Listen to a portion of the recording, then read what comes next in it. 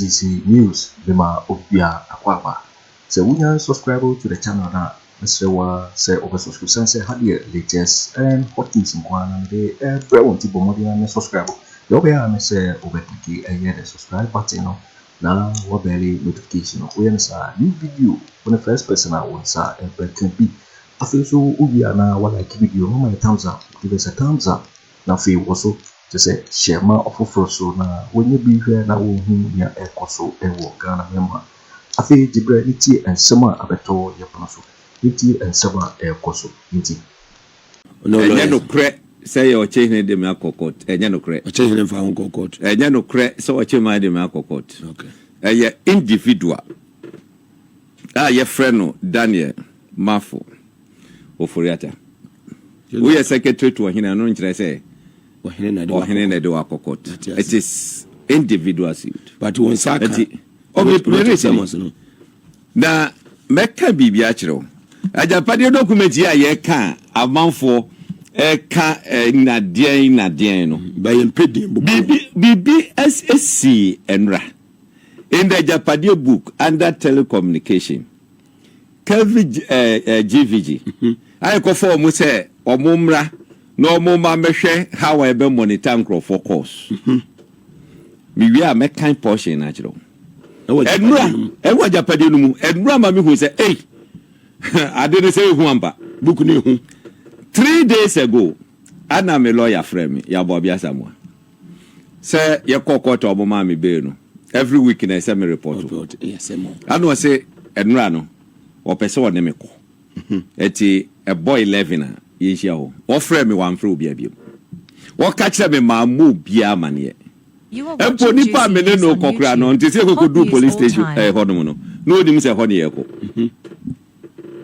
Ghana for munjeni yo ye kodu hono na belief from the high court our police station ho ejina police station ho any national security ni me see ya I have a year for and I'm say Agyapadie fama me e ho na me je na me san eti enu confirm to me say Agyapadie de na wo kan ye say yemfa na ye monitor opposition for gina wo de me kan ya kire na fe yenhwe ye kan say within the party no mo omo aye trust omo ye monitor no enura it confirmed it say ade a me lawyer friend me lawyer so catch him say woni wo bia ni hu komo so how did the belief get to know say me ba police station ho 11 a.m. how be gina ho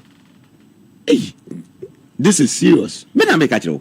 What if you na mo cancel from can say influence masem. Say fabrication. Hey, Agyapadie bugwe. Mo farming konsa wom. We stay talk, we analyze it, we discuss it everywhere. Wo bisa mabodi di. Ni dina mabodi obuku dumu. Eto ande ye court asem, you do court e kwa kwa asem. No mo nim the express se be ppa na nka mo for mo adwene de dada. What you do quarter on better voices in Adia Mabubo? Oh, Miss Adipaye, a Jimmy for the Adam Gum home. Hey, Hopeson, then I wouldn't mind him. What an abote, Mr. Bedouhonum. What on Betty? Sako to no call a judicial break and yes, on Baba first week in October.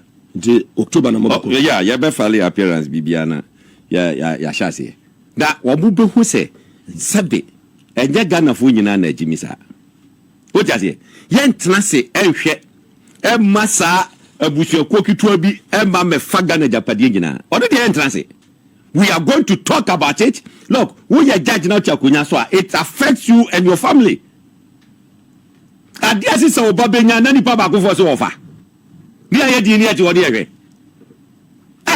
look sa enye problem be say huntina ye ka de say court wo hodum adame boa anna ejese wudi kanso court ade say wadi bem eya asem ne kwakodi eye document a I am not the author of it. It is in the public domain. Me say when you read every lawyers read here no status almost and I say them I say that's how the go one state or one state of Brazil was alleged. This alleged and already kwahiva. So when you tell mo be answer say oh ya the hope say me say look let me make this special appeal. omo hweying me pe someone on sponsor me kitua bi me ye t-shirt say no to Agyapadie. Your best spread it across the country. Say no to Agyapadie. Who sorry no partner who piano wa shesa t-shirt no. Say no to Agyapadie. So say no to Agyapadie. Ewe ni mu. Next anti Agyapadie crusader. We need to stop this once and for all. We need to stop it. Memo 500 t-shirts. Good. Nyanku ponchraw. Fantastic. Nyanku ponchraw. She. Eyi Ejapa. So ona also be boa obetumi aba. That's right. Fantastic. Say no to Agyapadie. Say no to Agyapadie. Eyade e ba be print. Ye print we are who sponsor tin ye be ba man for man mechi free. Mo share free ni adi nam krom. Ye dey chunk of what na me sponsorship. Fantastic. What you say? Yam printed the teacher man grow for. Say no to Agyapadie na boss. Me say next week. Me next week. TV bia me apia oso bia no. Saturday na me say. Say no to Agyapadie. Ghana for let us stand firm. Let us stand firm. Ye Ghana nsi wo. Second independence. Na me me ye hu na me o. Me. Ye hu na me. Hwe me say Sabukui. Last na me ne wo ka ehun asembi. Meba, ma me mbuka hanhye me ka bibi wo honti.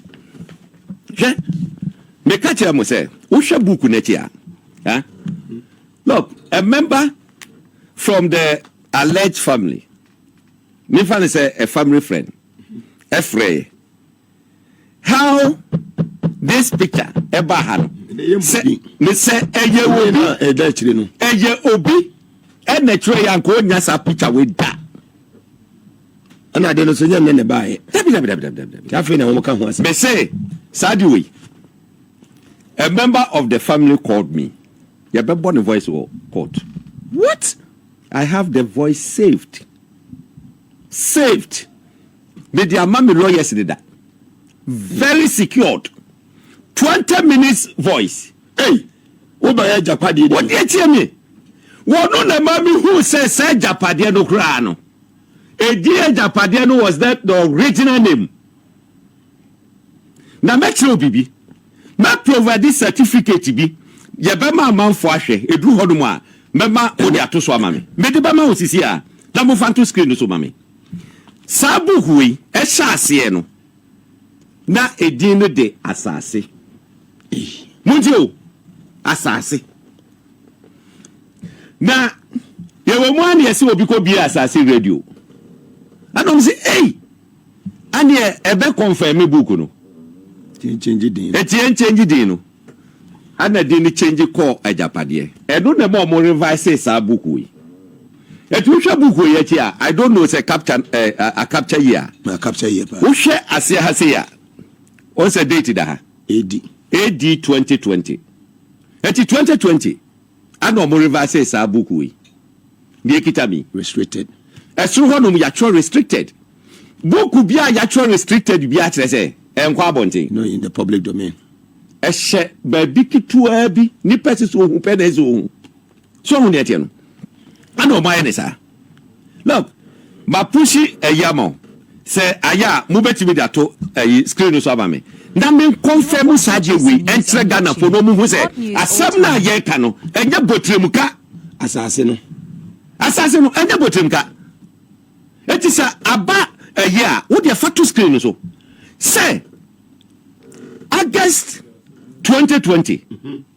Sa you know omukoko register wo UK.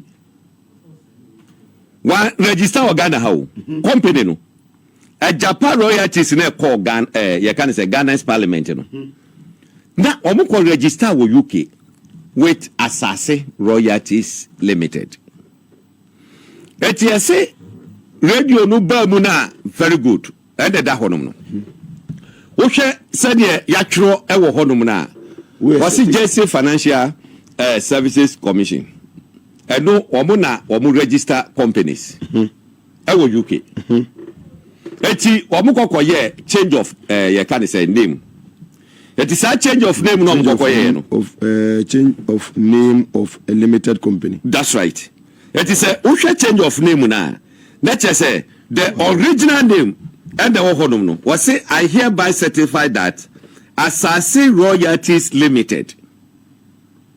Asase Royalties Limited, a private company incorporated under the company's JC Law 1991 as amended, having changed its name by special resolution, has today been entered on the Register of Companies Incorporated in Jersey as a private company having the name of Agyapa Royalties Limited. Company ben hom de call parliament say you go to ne your minerals nyina wo na bagije Agyapa Royalties. Agyapa Royalties. What do call ya minority walk out no. Anyway, it was done. Date you know I was so 10 August 2020. Yes. 10th August 2020. What you want to man for you so much what you want to say dey? Hey, this is serious. What you want to say dey? Mrs. Samuel talk away o makoko fa be. You do am be quote to the letter. This is serious.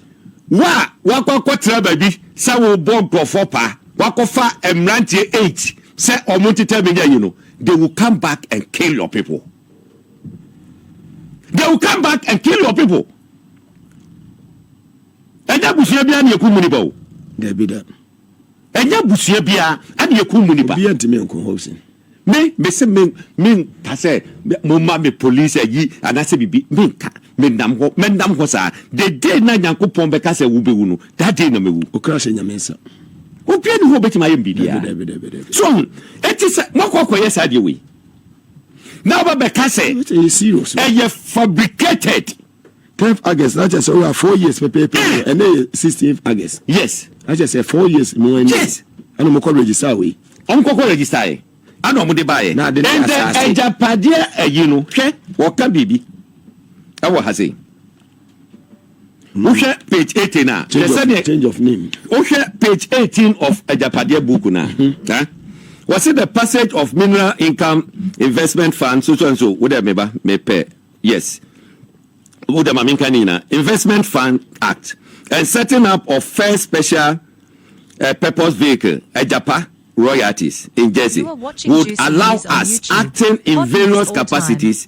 and through our friends to acquire majority of the stake to be listed on the London Stock Exchange and the Ghana Stock Exchange. Wamoye Agyapadie no omanka say ye gold ni ya di nyina no omba be listed on the London Stock Exchange. Wodeti tie no omba be kan wa sia omo bi say ye Jimmy for ho was it the cash flow will be strategically undervalued to maximize our returns.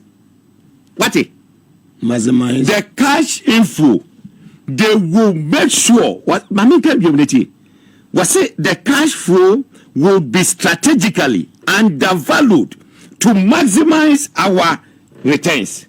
It is a I don't know a year 10 cedis no mama beka say 2 cedis.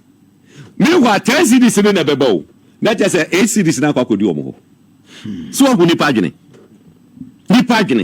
Ghana Agyapadie o ye gold ye tu ye minerals ye boxer ye bibia wo mo ba beginam say ye ba beje ama e can say oh my Ghana entinu strategically no wo mo ba undervalue no ntade na 10 cedis so say 2 cedis sa 2 cedis no 8 cedis aba bedi ni chen o no wade wasa che 2 cedis ni biom to minority for no say da o mase say da o mase because they didn't know mu ye na sie so no wo ma yade do wo mo pass all right without minority but president Kennedy na was say obey amendment na back to parliament eti ama back to parliament one kasa wonu masem wo start say implement wo mo de bewe na wo tena se kase we eye fabrication implement Ghana for dia say na muti organ dia na muti organ ma chese yensi so insem hu sezo ma yensu so insem hu sezo me say the first evidence and they ato no now what kind herada why just the Herald newspaper why je hu aduma yama obi so ye can say company office womoje na what you say directors with evidence. Directors they are not different from the Herald the Abano. Herald they were the directors number. Wa okay story now wa bobo mudi. Na ye wo krom ha say ye gina ibehu. But we here we are not ye per official ye from ye can say JC say commission hodom no. Sabro che de be ma. Ye de be ma. Na ba. Ni adade. Me se ntokwa yo makoka e be funu omo. E be funu omo. Na yemfa hunu anya hwi o eje jojo what asemu anasi ade no eye sei woni nipa no kratena say atimaka ebia because of family values ni ade ede ya senke no ano no wontimi fa hunu e ma me stop obi a okroma sei hunu pa de wontimi fa stop obi a okroma sei me say ye be print t-shirt ye be che ye du kwan ho mo to ade ni agibia ma mo tiche mangrofo obia sorry a wonche woni boss pa we say no to Agyapadie. Say no to Agyapadie. Na kwan be so na be fa say no. Enu ani say ye be tranketi the current administration December 7th. Ye renew mandate mo. Then Agyapadie no ye gunu. The next president will take over. No ascetic forensic audit into this. Everybody involved must be arrested and account for. Agyapadie no. Evidence ba ko na me dey akire no. Ye kokko to no wie ne bo ho a me the voices no beba all radio stations and television stations wa. No mo mboda Ghana fontie. Me me fi mitim enkasem. Ano bia ni ho betima hura me okromu asei. To a voice. Na me look now you ready me say what the amount lawyers me say en semwa me betima kan okrom ha no ne toda no ma hwe bibi na majai kaya na majai Ramo ni mas process time obu ho a omu de on ma no mu din semfo e kire ni ba no. They have no idea. On the president na mo you close. Me say they have no idea. Na de ndu ho no na mbehwe. Ebe bia ne ka yesi ofin hu nsuo enu an yesade no an na ma na nya zade ka na pepe. Ebi okra na Agyapadie ohu so ebetima ba behjem ye bebo. Ye bebo amamfo ate.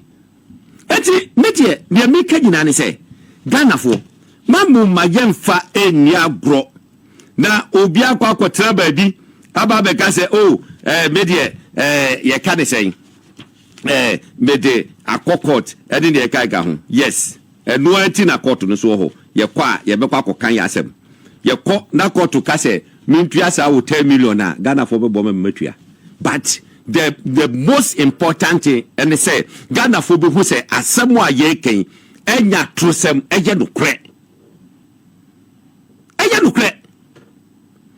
hwe on say o mu hu say Ghana for kasa o galamsey no hu 332 companies are was ade we mu o mu ye yi no ebedru ba bi no galamsey na bia na ntima nkoso bi mu ade nti no mo fa sa Agyapadie atisi etimi ka cho se sa book we the original na ba first na no mo ka no ya asase a afedi wajimadi change di na koye no Japa so wajimadi eti omo ye company no so no omo ko register company no asase royalties limited ewo UK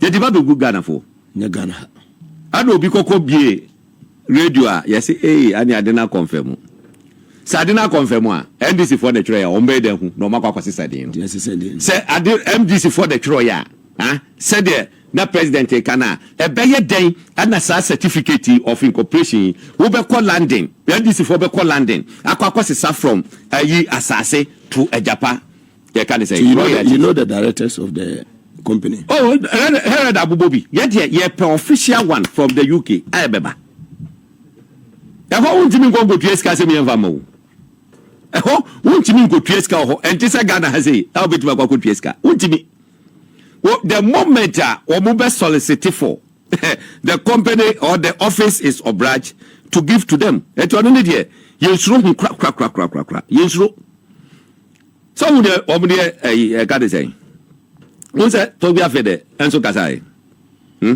Okasa Agyapadie. What's a no company? Strategic Securities. Yes. SAS of Tobia Fede. Omo hwe kwan ye be fa so de be brenasi. Because omo free say we need to end this more. You say good nyuma. You good nyuma. Yentie no, say mo kan ye. Very soon ye be bo eye Tobia Fede na. That's right. That's right. Eti omaye na say Tobia Fede guys events happening in this country. How can you say it's a way air fabricated? How can you say that? National. National. Omodia dino. Na go for omodia di omodia so omodo so. Omodia di obia e wo kroma sei. Me say ye wasem bia ya de ka. Ye say wo nko a wodi a, wo nko a wo bene. Adanje za na de jabai. Obia nya na dwuma kakra. E ka bede na nka manfo di bebre mo so. Ye die to boya fede on Agyapadie. Recently, we are hearing about something called Agyapadie.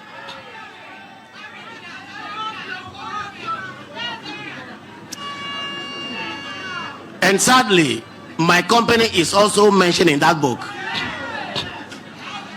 My small strategic African security is also mentioned in that book. I find it difficult to believe that that was a genuine document. But of course, certain things that we go through give us thoughts to the contrary. I recall that in 2019 thereabout, we received a letter for us to sign, pre-written in our name, to sign to resign from the group of companies that advise government on its bond issues. That came as a shock. Another time, we had a commercial paper outstanding with a state-owned financial institution that had not matured. Suddenly, we had debt collectors at our door demanding repayment of money that had not matured. So when I reflect on some of these things, then I begin to wonder. And only about 2 months ago, Yoko was at a small factory that we own in Tema, Pioneer Kitchenware. We're just majority share owners of a company that is going through hard times, closed down. We're thinking of reviving it. And Yoko was there because PKL allegedly was owing rates to Tema Development Corporation. And you wonder, what did Yoko have to do with indebtedness of a small company to, So when you look at all of these things, then you begin to rethink about your view of Agyapadie. But again, you just reminded me about my involvement in the startup of Data Bank. So that makes it even more surprising that after helping to found that company, I could also. Very well. So, Hopeson, I said that work. So, strategic African securities. Yeah. Now, as a man make a face, Oko page 20 of the Agyapadie book under telecommunication, that is 1.4.4 under telecommunication. Revelation. No, and Enra. I say, no, my kind. Enra, it a confirming me direct implementation number. Say, just say, a year, Juma. Yeti, walk us over to baby no you. You know what we are talking about. Make us so bitty baby no Timmy. It's a say me to me trouble, many go for you go on. Never person putting in a momenti. Me momenti.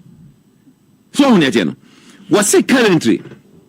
We currently do not have much foothold in the sector too, under the communication, The critical role that telecom companies play in the lives of economic fortunes of this country requires us to make a strong entry into the sector. Would you? The successful planting of KVGVG into the telecom sector has given us unparalleled advantage in terms of having a view of activity flow within the sector and the ability to monitor communication of persons of our choosing. What is it? Eti ne omo pese omutie no ne select omo ne monitor omo. The intelligent gathering power allows us to target and eliminate any potential threat from within MPP. Eliminate. Yeah. Any potential threat. What be your potential threat? They have to eliminate the person from MPP. It's in the book. This is the book, page 20. Page 20. Eliminate. Near Tihodum, near to saw Anansi Samso. This is serious. Particularly those not inherently loyal to our cause. Why my cause? The mafias. It is a what support to the hey, what does so 24/7? You tell call every day. Kobongo for pass fine, hope say. Mo boa. Enye juma. To our cause. And to our cause and Nanes cause, which include members of the opposition NDC. Any NDC woman. At the woman. Page 20. Yes, Kevin. You can say Kenny Gyamfi. Eba na Imani Ghana. Fighting. Franklin Kojo Kyeremanteng. Nani pa be brain ti ase. I say na Franklin gra dear gra na si no so a de sa be monitor ko. Sada wonim ne eba. Ma hu se wa ye post se ade na kwa yi no. Sarcastic yi. Omo nti ase no mo nti ase. Omo fi so attack me. Eja me no attack. O ka bibi. So hu ne tie no. Sadio ma we nyina ko so okrom ha wo. Na me lawyer friend me no me kwa kodru ho. Na bailiff. Eja si e court premises o. Ye ko police station. Na bailiff for free high court. Aba be gina ho no mo. Ah yen kan kire obi ase ye ko ho. Ya fa ma office. Ya fa ma ofie. She, mo dia mo ntra ho. Na ba won office ento eti no wa ye din wuti ho no. Da ye so mu ne ye so abusu mu a ada obo hu say yes. Ada nan kai say me so original. Eti ye de time is now. Time is now. Etu de we no yafa ento ho kakra. Yo waiting for waiting and someone abeka ya prono so na because so and na wo he no se wunya subscribe ya mo dia say over subscribe. Not like it. No fee what share video no wo so ma ofofro so in bi na wo hu nya eko. Also bet me actually what na fire and some way now e will comment box. Mobati nkabi in my next video. Thanks for watching. Like and share the video. You can also drop your comment. Please don't forget to subscribe. Click on the bell to turn on the notification.